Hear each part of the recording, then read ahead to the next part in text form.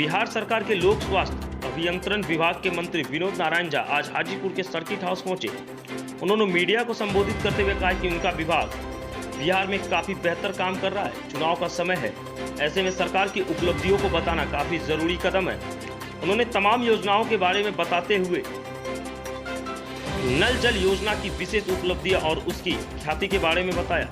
उन्होंने आगे कहा है कि इस वर्ष होने वाली G20 की बैठक में संयुक्त राष्ट्र संघ ने भारत और खासकर बिहार से पूछा है कि आप अपने इलाके में लोगों को शुद्ध पेयजल इतनी जल्दी और कम खर्च में कैसे पहुंचाते हैं, जिसकी एक डॉक्यूमेंट्री फिल्म बिहार सरकार ने बनवाया है, जिसे G20 सम्मेलन के लिए भेजा जा रहा है। वहीं डीजीपी के रिटायरमेंट के बाद राजनीति में आने की संभावना के सवाल पर मंत्री विनोद नारायण झा ने कहा, राजनीति अगर आते हैं तो बिहार की राजनीति के लिए बेहतर ही होगा। चिराग पासवान से जदयू की तख्तलियों के सवाल पर मंत्री विनोद नारायण झा ने कहा है कि सीट बंटवारा को लेकर कोई विवाद नहीं है। सभी दलों को अत्यधिक सीट की महत्वाकांक्षा होती है और अधिक सीट मांगने में कोई बुराई भी नहीं है। यह कोई प्रेशर पॉलिटिक्स नहीं है। देखिए हाजीपुर से संवाददाता सिद्धार्थ कुमार की पूरी रिपोर्ट।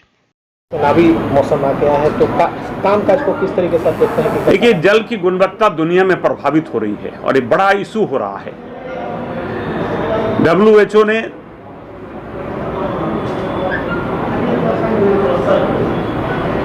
नहीं, संयुक्त राष्ट्र संघ ने सतत विकास के लक्ष्य निर्धारित किए और उस लक्ष्य को 2030 तक पूरा करने का लक्ष्य किया। उसमें एक जल की गुणवत्ता भी रखा है, इसलिए दुनिया में ये बड़ा इशू है। लेकिन दुनिया में हमारी वाहवाही हो रही है। मुख्यमंत्री जी की बड़ी तारीफ हुई है कि मुख्यमंत्री जी ने 2020 तक ही नल से जल देने का निश्चय किया और इस पर हम बढ़ चले। अभी प्रधानमंत्री जी मत्स्य संसाधन विभाग का उद्घाटन के क्रम में वो वीडियो कॉन्फ्रेंसिंग से बोल रहे थे। उन्होंने बिहार सरकार की, खासकर मुख्यमंत्री जी की भूरी भूरी प्रशंसा की कि जब 2015-16 में बिहार में सिर्फ 1.8% लोग नल से जल पीते थे, आज 4 साल बाद 72% लोग नल से जल पी रहे हैं। ये बड़ी उपलब्धि है और इस उपलब्धि की दुनिया में चर्चा हो रही है। हमने एक नायाब योजना शुरू किया, वो स्क्रू पर लोहे का स्टैंड लगाकर उस पर 10,000 5,000 लीटर का टैंक रख के हमने पानी देने का काम किया। शेष जो 72% का अतिरिक्त है वो भी हम जल्द से जल्द पूरा करने वाले हैं। इसीलिए 21 और 22 नवंबर को रियाद में जो सऊदी अरब की राजधानी हुआ G20 देशों का सम्मेलन हो रहा है और भारत सरकार से कहा गया कि आप एक स्लाइड दिखाएं कि कैसे आप इतना जल्दी नल से जल दे दिए हैं। तो भारत सरकार की ओर से PHED विभाग को कहा गया, आधे घंटे की एक फिल्म बनाकर हमने भेजी है और उनको वो रियाद में दिखाई जाएगी। तो दुनिया में बहुत नाम हुआ है और जल की गुणवत्ता पर काम करने वाला एक राज्य जो डेवलपिंग राज्य है, जिनकी वित्तीय स्थिति बड़े बड़े राज्यों से बहुत कम है, कमज़ोर है, और उस राज्य ने इतनी जल्दी नल से जल देने का काम किया, खासकर गुणवत्ता प्रभावित इलाके में। ये बड़ी उपलब्धि है और PHED के मंत्री होने के नाते मैं पूरी तरह संतुष्ट हूँ कि मेरा विभाग समय पर काम करने के लिए प्रयासरत है और बड़ी सफलता अर्जित की है। उतर गए हैं, कैसे आप लोग उनके कदम को? नहीं, कौन इस्तीफा दे रहे हैं, नहीं दे रहे हैं, वो जॉब में थे, क्यों दिया है, मुझे इस बारे में विस्तृत जानकारी नहीं है।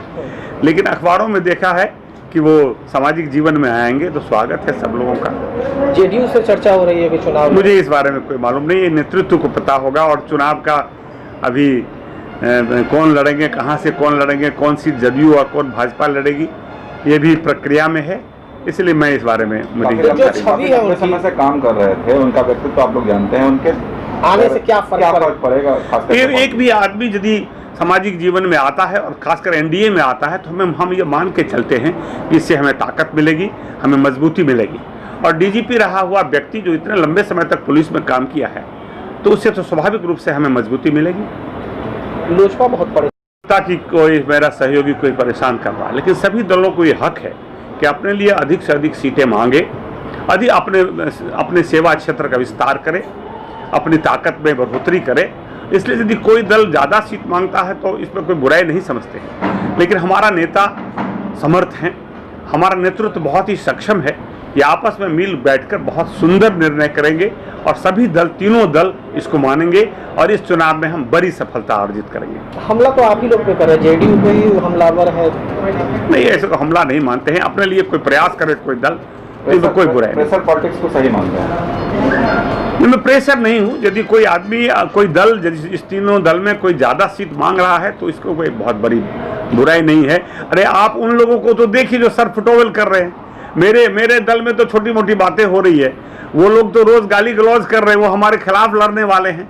इस दृष्टि से पूरे भारत में अभी गठबंधन का दौर चल रहा है। इस गठबंधन में बिहार का एनडीए आदर्श है, इसमें सबसे कम झगड़े हैं और जदयू भाजपा का तो आदर्श गठबंधन है जो पिछले लंबे समय से हम साथ रहे हैं, अपोजिशन में भी रहे हैं, सरकार में भी रहे हैं, लेकिन ये वक्त की कसौटी पर खरा उतरा है। ये एक आदर्श गठबंधन है, तो छोटी छोटी बातों को हम बहुत तवज्जो नहीं देते। लड़ाई तो का हुआ है, देश का सबसे ज्यादा आर्सेनिक प्रभावित इलाका है ये, आखिर वजह क्या है, क्यों नहीं पूरा हो पा रहा है? देखिए, इस जिला में 159 वार्ड, 169 वार्ड आर्सेनिक प्रभावित इलाके में एक बहुग्रामीय प्रोजेक्ट 2010 में शुरू किया गया था, लेकिन कतिपय कारणों से वो कंप्लीट नहीं हो सका।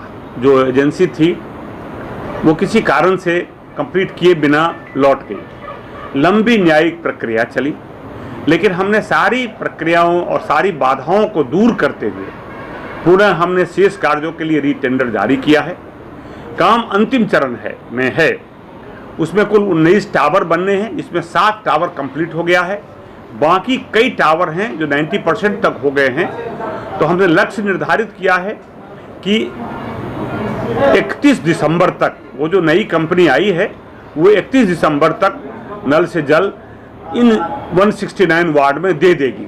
सारी प्रक्रिया पूरी हो गई, लेकिन क्योंकि वो दिसंबर तक उन्हें देना है, इस बीच लोगों को परेशानी नहीं हो, इसीलिए विभाग ने उन 169 वार्ड के लिए एक फेज 2 शुरू किया है। 17 बोरिंग लगाकर उन इलाकों में तत्काल पानी देना है। बोरिंग का काम हो गया है, हर घर नल भी हो गया है, 35 वार्डों में लोगों को कनेक्शन दे दिया गया है।